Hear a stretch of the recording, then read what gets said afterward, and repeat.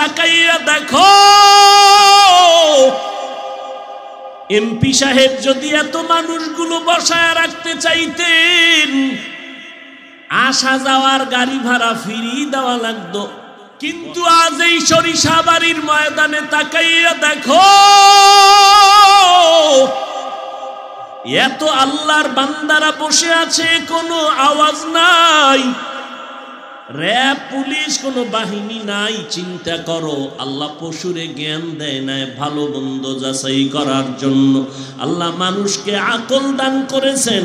একটু চিন্তা করে তাকাইয়া দেখো রে যুবক, তাকাইয়া দেখো জ্ঞানী গুণীরা এতগুলো মানুষ এই ময়দানে বসাইয়া রাখলো, পিছনে নিয়ন্ত্রণ কেউ না কেউ করে, না হয় সম্ভব না।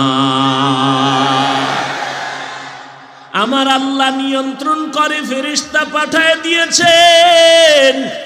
এরে নবীর উম্মতের দল, কেমন মায়ার নবী আমার, ভালো করে শুনো। যেই নবীর 63 বছর হায়াত, একটা মিথ্যা কথা বলেন নাই।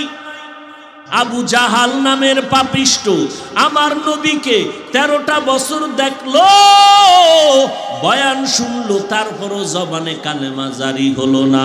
আর ওমরের মতো বান্দা তরবারি নিয়ে নবীর গর্দান কাটতে গিয়া কালেমাওয়ালা মুসলমান হয়ে গেল। ও নবীর উম্মতের দল, তোমার চাকরিও ছাড়া লাগবে না, ব্যবসা বন্ধ করতে হবে না, লেখাপড়াও বন্ধ করতে হবে না, ওই তোমার কাজের ফাঁকে ফাঁকে নামাজ আদায় করিও আর আল্লাহর কাছে তওবা করো।